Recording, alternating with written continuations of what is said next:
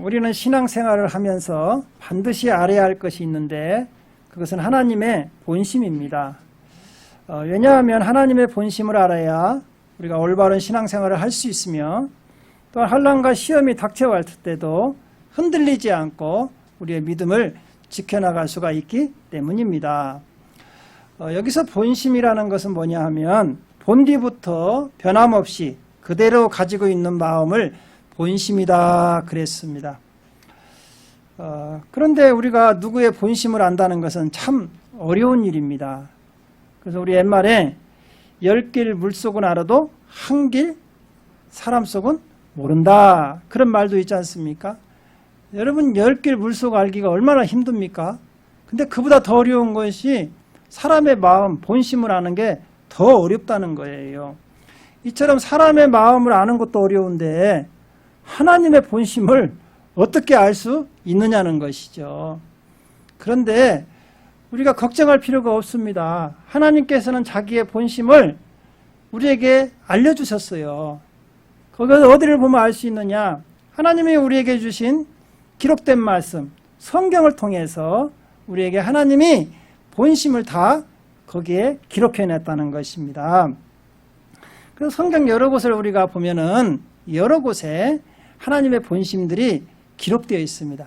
그 대표적인 구절이 오늘 우리가 읽은 에레미야서 애가 3장 33절 말씀이에요. 우리 같이 한번 읽어보겠습니다. 주께서 인생으로 고생하게 하시며 근심하게 하심은 본심이 아니시로다 그랬습니다. 우리 사람들이 살아가면서 고생하고 근심하는 것은 하나님의 본심이 아니라는 것이죠. 그래서 오늘은 하나님의 본심에 대해서 좀 더 자세히 살펴보면서 은혜를 나누려고 합니다. 첫 번째로는 우리 하나님은 우리를 심판보다는 구원하기를 원하신다는 거예요. 하나님께서 모든 사람이 이 땅에 살아가는데 부족함 없이 창조하셨습니다. 그리고 행복하게 살기를 원하시도록 하나님께 우리를 만드셨다는 거예요.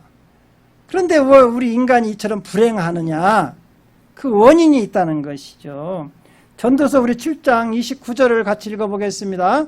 내가 깨달은 것은 오직 이것이라. 곧 하나님은 사람을 정직하게 지으셨으나 사람이 많은 꾀들을 낸 것이니라. 하나님이 우리를 만들 때는 올바르게 만들었다는 것이지. 그런데 사람들이 꾀를 내가지고 하나님 말씀에 불순종하고 자기 멋대로 살아가고 싶어서 그렇게 살다 보니까 우리 인간의 불행이 시작됐다는 거예요. 그래서 로마서 5장 12절은 이렇게 말씀하고 있습니다. 그러므로 한 사람으로 말미암아 죄가 세상에 들어오고 죄로 말미암아 사망이 들어왔나니 이와 같이 모든 사람이 죄를 지었으므로 사망이 모든 사람에게 이르렀느니라 그랬습니다. 이 세상 모든 사람들이 첫사람인 아담으로 범죄로 인해서 불순종함으로 죄가 이 땅에 들어오시고 죄의 결과로 사망이 찾아왔다는 것이죠. 또 사망이 찾아온 것뿐만이 아니라 죄의 종으로 살다가 마귀 따라 살다가 결국은 죄의 심판을 받고 어디로 가는 신세가 되었느냐? 지옥으로 가는 신세가 되었다는 거예요. 이건 하나님의 본심이 아니죠. 사람들이 하나님 말씀을 불순종함으로써 이런 결과물이 나온 거예요. 모든 인류가 이런 죄 때문에 다 심판받고 마귀 따라 지옥 가게 생겼으니까 하나님께서는 인류를 이처럼 지옥 가게 내버려 두는 것은 하나님의 본심이 아니라는 거예요. 우리 에스겔서 18장 23절을 같이 읽어보겠습니다. 주 여호와의 말씀이라. 내가 어찌 악인이 죽는 것을 조금인들 기뻐하랴. 그가 돌이켜 그 길에서 떠나 사는 것을 어찌 기뻐하지 아니하겠느냐. 그러니까 범죄한 인간도 다 심판받고 지옥 가는 걸 원치 않으신다는 것이 우리 하나님의 본심이라는 거예요. 그래서 이 세상에 사람들을 구원해야 하는데 죄 가운데 있는 사람들을 사단의 손에서 지옥으로부터 구원해야 하는데 구원할 사람이 없는 거예요, 이 세상에. 그래서 할 수 없이 하나님께서는 자기 하나밖에 없는 독생자 예수 그리스도를 인간의 몸을 입혀서 이 땅에 내려보내십니다. 그래서 온 인류의 죄를 대신해서 십자가에서 피 흘려 죽게 하심으로 인류를 구원할 계획을 세우시는 것이죠. 우리 요한복음 3장 16절하고 17절을 같이 읽어보겠습니다. 하나님이 세상을 이처럼 사랑하사 독생자를 주셨으니 이는 그를 믿는 자마다 멸망치 않고 영생을 얻게 하려 하심이라. 하나님이 그 아들을 세상에 보내신 것은 세상을 심판하려 하심이 아니요 그로 말미암아 세상이 구원을 받게 하려 하심이라 그랬습니다. 하나님께서는 인류가 멸망당하는 걸 원치 않으신다는 것이지, 지옥 가는 걸 원치 않으신다는 것이지. 그래서 자기 하나밖에 없는 예수 그리스도를 이 땅에 보내셔서 십자가에서 죽게 하심으로 온 인류의 죄를 속량해 주셔가지고 모든 사람들이 예수 믿고 다 구원받기를 원하는 게 하나님의 본심이라는 거예요. 할렐루야. 그렇습니다. 지금도 하나님은 아직도 예수 그리스도를 모르고 방황하고 또 마귀 따라 종노릇하고 지옥으로 달려가고 있는 행들이 하루속히 예수 그리스도의 복음을 믿고 돌아오기를 원한다는 거예요. 그래서 디모데전서 2장 4절은 우리에게 이렇게 말씀하십니다. 하나님은 모든 사람이 구원을 받으며 진리를 아는 데 이르기를 원하시느니라. 모든 사람들이 다 구원받는 것은 하나님의 본심이라는 거예요. 한 분도 지옥 가기를 원하시는 것이 아니라는 것이지. 이러한 본심을 잘 아시기를 주님의 이름으로 축원하시나 그의 풍부한 인자하심에 따라 긍휼히 여기실 것임이라 그랬습니다. 우리 하나님께서는 하나님의 자녀들이 잘못된 길로 가면은 하나님께서는 징계를 하십니다. 그런데 그 징계의 목적은 뭐냐? 근심하게 해서 회개하게 하는데 목적이 있다는 거예요. 그래서 하나님은 원래 우리 사람들을 사랑하시니까 은혜 주기를 원한다는 거예요. 여기서 인자란 뭐냐 하면 히브리어로 헤세드란 뜻이에요. 그래서 은혜다. 하나님의 은혜. 은혜라는 것은 거저 주는 거잖아요. 거저 받는 게 은혜잖아요. 그리고 또 긍휼이라는 건 뭐냐 하면 불쌍히 여기는 거. 우리 인생들이 고생하는 걸 불쌍히 여겨가지고 도와주는 거. 아비의 마음을 가리키는 것이죠. 우리가 역대하 33장에 보면 므낫세 왕의 이야기가 나옵니다. 므낫세는 누구냐 하면 시스기야 왕의 아들이죠. 시스기야 왕은 39살에 중병에 걸려서 죽게 되었을 때 하나님께 통곡하며 기도함으로 15년의 생명을 연장받잖아요. 병이 낫고 그 아들이 없었는데 그 수명을 15년을 연장받고 3년 후에 아들을 낳은 아들이 누구냐? 므낫세예요. 그러니까 여러분 생각 한번 해보십시오. 그 왕이 얼마나 갖고 싶었는데 그 아들이 생겨났잖아요. 그러니까 므낫세에게 너무나 정성을 쏟은 거야. 근데 이 므낫세가 아버지의 사랑을 독차지하고 살면서 신앙교육이 제대로 안 된 거예요. 결국은 이제 히스기야 왕은 하나님의 부르심을 받고 15년 후에 이 세상을 떠나지요. 그러니까 므낫세가 12살, 12살 때 왕위를 이어받습니다. 그러니 여러분 생각 한번 해보죠. 어린 나이에 왕위를 이어받았지. 신앙교육도 제대로 안 받았지. 그러니까 아버지가 했던 것하고 정책하고 정반대로 정책을 펴나갑니다. 그 히스기야 왕은요 아주 선한 왕이고 종교개혁을 했던 왕이에요. 그리고 유다에서 히스기야 왕하고 요시야를 아주 종교개혁에 아주 하나님을 잘 섬기는 왕으로 칭찬을 합니다. 그런데 이 므낫세는요 아버지의 종교개혁을 다 뒤집어 엎습니다. 그 바알 신상을 갖다 세우고 아세라 목상을 또 깎아서 세우고 또 1월 성신을 숭배하며 또 심지어 그것도 모자라가지고 하나님의 성전 문 앞에다가 큰 우상 제단을 쌓아요. 백성들 보고 와서 하나님께 예배하지 말고 이 우상에게 전하라는 거예요. 세상에 그런 못된 놈이 어디가 있어요. 그것도 이제 그치지 않습니다. 히스기야 왕 때 그 이사야 선지자가 있어서 그 왕의 그 하나님의 그 말씀을 선포하고 백성들을 개혁시키는 그 이사야 선지자가 있었거든요. 이사야 선지자가 므낫세에게 그러는 거야. 왕이시여 그러면 안 됩니다. 하나님이 진노하십니다. 아버지의 그 본을 받아서 신앙을 회복하십시오. 이러시면 안 됩니다. 그러니까 이 문화세가 아니 나이 드시면 한쪽에 가서 조용히 계시지 어디 와서 참관을 하고 나중에는요 성경에 그 얘기는 안 나와. 그랬을 것 같아. 그러니까 이사야 선지자를요 그 당시에 이사야 선지자가 나이가 좀 많았어요. 한 100세 정도 된 거야. 그러니까 오늘날 말하면 꼰대라고 하면서 이걸 무시하는 거야. 그리고는 화가 나니까 이사야 선지자를 잡아오라고 해서 톱으로 켜서 죽여버립니다.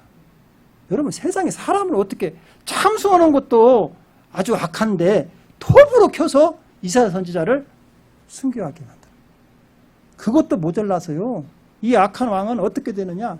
자기 아들이 있어요. 자기 문하세가 아들을 낳는데 그 아들을 몰렉에게 산채로 제사를 드립니다. 여러분 역대하 우리 33장 6절을 한번 보겠습니다. 또 흰놈의 아들 골짜기에서 그의 아들들을 불 가운데로 지나가게 하며 또 점치며 사슬과 요술을 행하며 신접한 자와 박수를 신임하여 여호와 보시기에 악을 많이 행하여 여호와의 진노하게 하셨으며 여기서 보지 자기 아들을 불 가운데 지나가다 산채로 태워 죽이는 거예요. 몰렉에게 인신제사를 지르는 거예요. 하나님께서는 인신제사를 가장 싫어하거든요. 그런데 이 악한 왕이도 어떻게 자기 아들을 갖다가 산채로 드리냐 이거지. 하나님께서는 이런 문하세 행동을 보면서도 계속 인내하시면서 왜? 아버지 히스기야 왕이 하나님을 잘 섬겼으니까. 또 다윗의 그 후손 아닙니까? 다윗이 얼마나 하나님을 잘 섬겼습니까? 그러니까 인내하면서 몇 번 경고를 하는 거예요. 우리 역대하 33장 10절을 같이 읽어보겠습니다. 여호와께서 문하세와 그의 백성에게 이르셨으나 그들이 듣지 아니야. 몇 번 경고를 하거든요. 그러면 안 된다. 몇 번 경고를 했는데 선지자들 통해서 경고해도 다 죽여버리고 말을 듣지 않은 거예요. 그러니까 하나님께서 할 수 없이 매를 듭니다. 하나님의 자녀가 여러분 하나님 말씀을 듣지 않고 순종하지 않으면 징계하신다겠죠. 우리 사무엘하 7장 14절 한번 같이 읽어보겠습니다. 나는 그에게 아버지가 되고 그는 내게 아들이 되리니 그가 만일 죄를 범하면 내가 사람의 매와 인생의 채찍으로 징계하려니와. 그렇죠. 하도 말을 안 들으니까 할 수 없이 매를 드는 거예요. 하나님께서. 그래서 문하세를 어떻게 하느냐. 그 이웃나라 아수르 왕이 군대 지휘관들을 강하게 해가지고 그 이웃나라가 쳐들어오게 만듭니다. 강성하게 해가지고. 그렇습니다. 우리가 잘 알아야 돼요.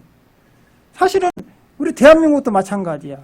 그 유정자들이 잘못하면 하나님께서는 우리가 어떻게 되느냐. 그 이웃나라들을 강성하게 해가지고 우리나라를 치게 만드는 거예요.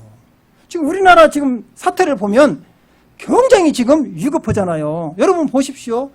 중국, 소련, 북한, 일본 다 강성해서 지금 우리나라 사면 초가요. 왜? 이럴 때일수록 우리가 정신을 차려야 하는 게 뭐냐? 하나님께로 돌아가야 돼. 교회가 깨어나야 돼. 목사들이 깨어서 기도해야 돼요. 그래야 하나님께서 도와주신다고. 문하세가 하도 우상 숭배하고 나쁜 짓만 하니까 하나님께서 그 아수르 왕을 강하게 해가지고는 아수르 군사의 지휘관들을 보냅니다. 지휘관들을 보내가지고요. 문하세를 잡아가지고 쇠사슬을 묶어서 어디로 끌고 가느냐? 바벨론으로 끌고 가는 거예요. 매척교로 끌고 가는 거예요. 거기를 데리고 가는 거예요. 여러분 보십시오. 하나님 잘 섬기면 하나님께서 보호해 주실 건데 하나님이 불순종하고 우상 숭배하니까 하나님께서 그 이웃나라들을 강성하게 해서 왕이 잡혀서 쇠사슬에 끌려서 이웃 바벨론으로 끌려가는 거예요. 하나님께서는요 이 문하세에게 고생의 떡을 주신 거예요. 환난의 떡을 한번 볼까요? 이사야서 30장 20절 한번 읽어보겠습니다. 주께서 너희에게 환난의 떡과 고생의 물을 주시나 내 스승은 다시 숨기지 아니하리니 내 눈이 내 스승을 볼 것이며. 보십시오. 고생하게 하는 거예요. 왜? 정신 차리게 하기 위해서.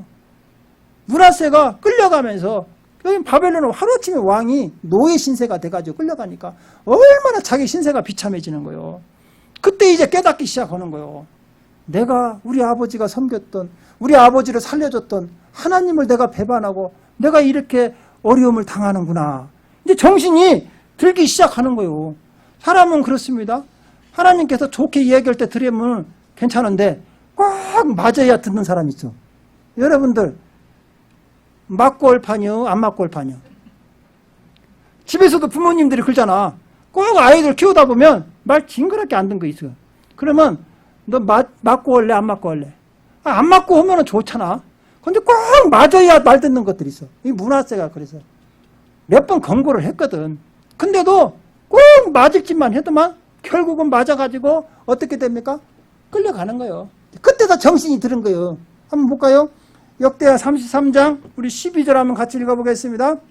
그가 환난을 당하여 그의 하나님 여호와께 간구하고 그의 조상들의 하나님 앞에 크게 겸손하여. 이제 그때 다 정신을 차린 거예요.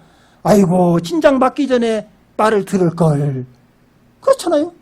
그런데 할 수 없는 거예요.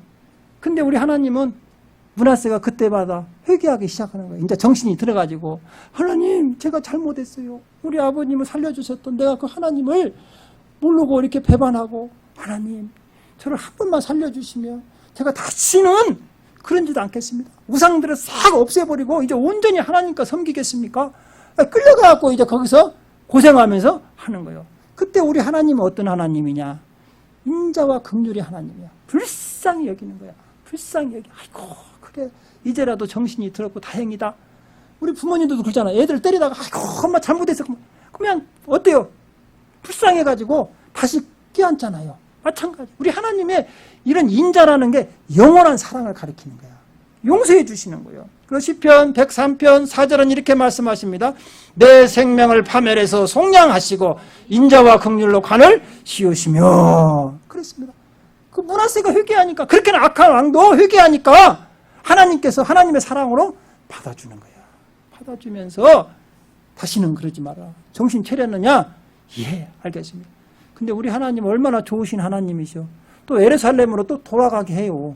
참 하나님 속도 깊으셔. 나 같으면 저거 잘 됐다. 저거 좀 고생 좀 덜 해야 한다. 할 판인데 또 우리 하나님은 용서해 주셔갖고는 예루살렘으로 또 다시 보내갖고 다시 왕위로 하게 하시네. 참말로 우리 13절 한번 읽어보겠습니다.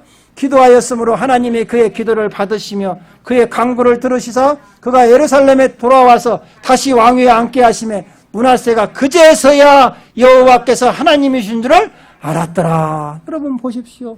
하나님께서 왜 우리의 인생에게 이렇게 고생하게 하고 근심하게 하느냐?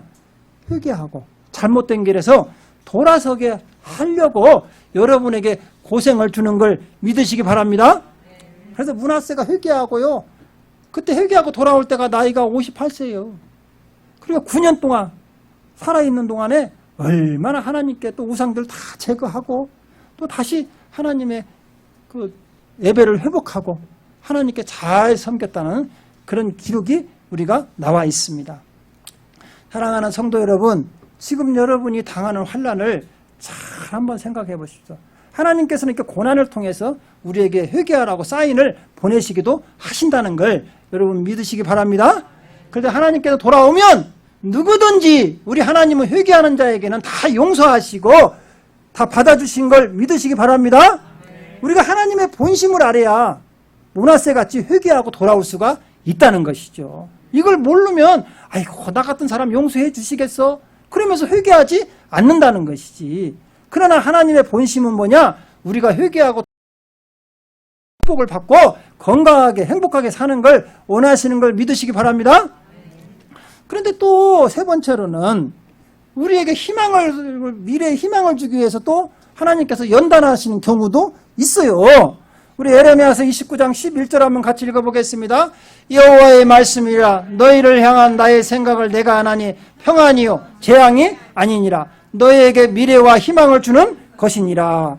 우리 하나님께서는 우리에게 미래에 희망을 주기 위해서 잠깐 우리를 연단시키기 위해서 우리를 훈련시키는 경우도 있다는 거예요. 저는 시골에 살아서 농사를 많이 지어서 잘 압니다. 저는 고구마도 잘 심었어요. 고구마도 제가 잘 키워요. 고구마를 어떻게 했냐? 고구마를 이렇게 잎 순을 따가지고 이렇게 심습니다. 그러면 거기에 이제 뿌리를 내려서 거기 안에서 열매가 열리게 하는데 고구마가 잘 열매를 열리게 하려면 어떻게 하느냐? 고구마 잎 줄기를요 사흘에 한 번씩 가서 뒤집어야 돼. 왜? 못 살게 구는 거야. 고구마 잎사귀를 어때요? 땅으로 내려갈 만하면 뒤집어 엎어놓고 또 이렇게 되면 뒤집어 엎어놓고 그러면 고구마 잎사귀가 아이고 죽겠네 하고 힘을 어디로 삐치냐 땅속에 있는 고구마 그 알맹이에게 멈추는 거야. 계속 뒤집어야 돼. 못 살게 굴어야 돼요. 마찬가지요. 벼농사도 마찬가지예요. 고추농사도 마찬가지예요. 바람이 불어야 여러분 배가 튼튼해집니다. 그래야 나중에 가을에 그 열매를 열렸을 때 안 넘어가는 거예요. 바람이 없이 그 해에 바람이 없으면 줄기가 흔들리지 않아가지고 약해. 그래 가을에 열매가 익어버리면 묵어갖고 이렇게 넘어져 버려. 그러니까 바람을 불어갖고 맨날 흔들어야 돼. 흔들리니까 안 자빠지려고 지가 뿌리를 막 내리고 막 지가 살라고 이렇게 하면서 기둥이 튼튼해진 거예요. 그래야 가을에 그 곡식 열매들을 다 지키고 있는 거예요. 마찬가지예요. 하나님께서도 우리를 축복해 주려고 흔드는 경우가 있어요. 왜? 연단시키는 거예요. 여러분 독수리 육아법 아십니까? 독수리는요 하늘의 제왕이잖아. 근데 어디에 둥지를 들죠? 높은 바위 위에다가 나무들을 다 모아가지고 둥지를 만들고 또 지가 사냥한 새들 털 다 뽑아가지고 또 짐승도 털 뽑아가지고 그 안에를 아주 보드랍게 아주 엠보싱으로 잘 만들어갖고 푹신하게 만들죠. 그리고 거기서 이제 사랑을 해갖고 알을 낳고 거기서 부화를 시켜갖고 새끼들을 이제 키웁니다. 근데 새끼들이 자라가지고 독립을 생각을 않는 거예요. 이것들이 여기가 좋사오니 여기서 계속 살았으면 좋겠다 그러는 거예요. 이것들이. 근데 둥지는 어떻게 작고 멈추면 커지니까 안 되겠거든. 그러면 지가 하늘의 대왕이 될 수가 없잖아. 그러니까 독수리 어미가 와서 그 털들을 다 빼가지고 아까 엠보싱 있죠? 그거 털들을 다 물어서 백가지다 내버립니다. 그럼 뭐만 남아요? 왕상한 가지들만 남지. 그러니까 어때요? 그거 못 있는 거예요. 계속 찔리는 거예요. 야 여기 못 살겠다. 우리 나가자. 그러면서 이제 나가는 거예요. 근데 엄마는 옆에서 보고 있죠. 그래 니네들이 나가야지. 그래서 나가면서 보면 이것들이 날개가 이제 약하니까 탈락탈락 하다가 막 꼬꾸라지는 거예요. 그러면 쫙 내려가서 새끼를 탁 날개에 받아갖고 다시 올려놔. 또 오르면 다시 또 날락하다가 또 그렇게도 훈련시켜갖고 하늘의 제왕 독수리가 탄생하는 거예요. 마찬가지입니다. 우리 하나님께서 우리 하나님의 사랑하는 자녀들을 이렇게 훈련하시는 거예요. 고난을 줘가지고 강하게 만드는 거예요. 우리 로마서 8장 18절 한번 같이 읽겠습니다. 생각하건대 현재의 고난은 장차 우리에게 나타날 영광과 비교할 수 없도다. 지금 우리가 잠깐 고난받는 것은 미래에 나타날 영광과 비교할 수가 없다는 거예요. 여러분 우리가 창세기에 보면 요셉을 알죠. 요셉이 누굽니까? 야곱이 노년의 나흘에게서 난 아주 사랑스러운 아들이잖아요. 그래서 야곱이 굉장히 요셉을 이뻐했어요. 우리 창세기 37장 3절을 한번 같이 읽겠습니다. 요셉은 노년에 얻은 아들이므로 이스라엘의 여러 아들들보다 그를 더 사랑함으로 그를 위하여 채색 옷을 지었더니 여기서 보십시오. 다른 아들들보다 더 사랑해서 다른 아들보다 더 좋은 옷을 입혔다는 거예요. 채색 옷을 입혔다는 거예요. 그러니까 오늘날로 말하면 명품을 입힌 거예요. 다른 아들들은 짝퉁을 입힌 거예요. 예? 몸빼를 입힌 거예요. 근데 이 아들에게는 명품을 입힌 거예요. 신발을 사줘도 다른 아들들은 나이스를 사줬는데 이 요셉에게는 나이키를 사준 거예요. 그러니까 이 형들이 아버지는 차만 이뻐한다고 이제 이게 시기하고 질투하기 시작한 거예요. 근데 우리 요셉이 좀 또 미운 짓도 하게요. 아버지의 사랑을 받으면 좀 겸손해야 하는데 어떻게 형들을 악올린가 몰라. 그래갖고 또 고자질했었고 형들이 지금 일도 않고 좀 놀고 있다고. 그러니까 맨날 혼났지만 하지. 그런데 나중에 이 형들이 그 미움을 받아가지고 요셉이 어떻게 가느냐. 나중에 노예로 팔려가 버려요. 형들이 그렇게 미워한 거예요. 시작. 그의 형들이 아버지가 힘든 형들보다 더 그런 사랑함으로 보고 그를 미워하여 그들에게 편안하게 말할 수 없었더라. 그래가지고는요 17살에 애굽으로 팔려갑니다. 야 여러분 그 사랑받는 아들이 하루아침에 노예가 돼가지고 애굽으로 팔려가요. 그런데 여기서 우리가 잘 알아야 돼요. 요셉은 하나님의 본심을 알아. 자기에게 준 꿈을 붙잡고 있는 거야. 왜? 하나님은 반드시 나를 어디에 가도 그 꿈을 이루어 주실 분이다. 그거 요셉은 아는 거예요. 그래서 거기 가서도 노예로 살면서도 어떻게 또 별명이 성실이요. 얼마나 성실한가 몰라. 거기 가서도 열심히 일을 하는 거예요. 그러니까 보디발이 너무나 이뻐한 거예요. 여러분 생각해 보시죠. 노예로 왔으면 뺀질뺀질하고 일도 제대로 안 하고 그래야 하는데 자기 일같이 하는 거예요. 그러니까 나중에는요. 아내 말고는 모든 그 집에 있는 것을 다 열쇠를 다 맡겨버립니다. 가정 총무가 됐어요. 그래서 거기서 아주 하나님이 형통하게 하는 거예요. 하나님을 경외하는 자는 어디 가선들 하나님께서 반드시 나와 함께한다. 나는 반드시 승리한다. 이걸 알고 있기 때문에 고난 가운데서도 하나님을 바라보면 이겨나가는 거예요. 요셉이 이제 20살에 넘어갔습니다. 체력이 막 불끈불끈 하는 거예요. 이제 강철 부대가 된 거지. 근육이 막 이렇게 나와가지고, 야, 그러니까 막 근육이 흑신흑신 하니까 막 60배 나오고 그러니까, 또 보디발의 또 아내가 또 이상한 생각이 자꾸 드는 거예요. 우리 노인 양반은 자꾸 늙었고, 저 노예란 놈이 저것이 자꾸 내 앞에서 그냥 근육이 왔다 갔다 하니까 이상한 아줌마가 좀 이상한 생각이 들어가지고, 요셉 보고 자꾸 연애하자는 거예요. 협박하면서. 내가 너 죽일 수도 있어. 나하고 연애하면요. 아이고, 안 됩니다. 아이고, 나는 그럴 수 없습니다. 주인 어르신께서 큰일 납니다. 야, 그러면서 어느 날은요, 집안 사인들 다 내보내고, 그 아줌마가, 요셉이 오니까, 야, 집안 아무도 없어. 보는 사람 없으니까 나하고 연애하면 하자. 아이고, 그런 소리 말이야. 하나님이 보고 있어요. 큰일 날 소리로. 아이고, 이제 그 아줌마가 열불이 난 거예요. 그러니까 화가 나니까 이 사랑이 질투로 변해버렸네. 그래가지고 요셉을 누명을 씌운 거예요. 저놈이 나를 겁탈하려고 했다고. 그러니까 또 보디발은 또 그것도 모르고 알았었겠지. 자기 마누라가 좀 끼가 있다는 거 알았을 거예요. 왜냐하면 몰랐으면 벌써 요셉 죽었어. 그죠? 근데 또 마누라 또 기분 상하게 하면 안 되니까 내가 너 그럴 줄 알았는데 그래도 내가 또 네 비율을 또 맞춰줘야 하기 때문에 감옥에다 집어넣어요. 하나님께서는요. 근데 또 요셉이 또 감옥에 억울한 누명을 쓰고 갔잖아요. 그런데도 또 열심히야.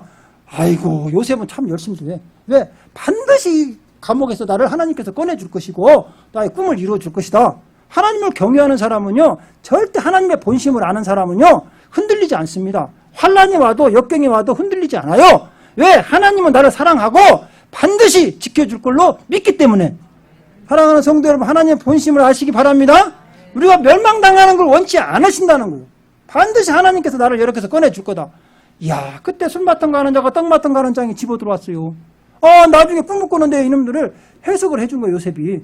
그래갖고 떡 맡은 자를 진짜 그 꿈대로 3일 만에 죽고 술 맡은 가는 장에 요셉 꿈대로 등극을 한 거예요. 야, 그러면서 요셉이 부탁합니다. 아이고, 올라가면 나 좀 기억하죠. 근데 하나님께서 술 맡은 가는 장에 또 그 요셉을 잊어버리게 하네. 그리고 또 2년이 흘러요. 요셉이 그런데도 실망하지 않아요. 야, 참 배은망당하게 믿음이 없으면 의리라도 있어야 하는데 의리도 없는 것이 또 갔다 오고 또 이렇게 있는데 흔들리지도 않아. 그러면서 2년을 기다리죠. 근데 하나님께서 때가 차니까. 왜? 요셉이 30살이 됐거든. 왜냐하면 30살에 돼야 애굽의 국무총리가 될 수가 있어요. 공무원이 될 수가 있어. 그 나이 제한이 뭐냐? 30살이야. 하나님께서 그래서 17살부터 30살 될 때까지 하나님께서 온갖 훈련을 시킨 거예요. 바로 왕의 꿈을 꾸게 한 거야. 여러분, 꿈도 내 마음대로 되는 게 아니고 하나님이 꾸게 해야지. 그죠? 그 꿈이 너무 선명한데 해몽을 하나도 못 하는 거야. 근데 그때서야 이제 술 맡은 가는 장이 생각을 한 거예요. 나를 꿈을 해몽했던 요셉이 생각난 거야. 그때도 생각난 거야.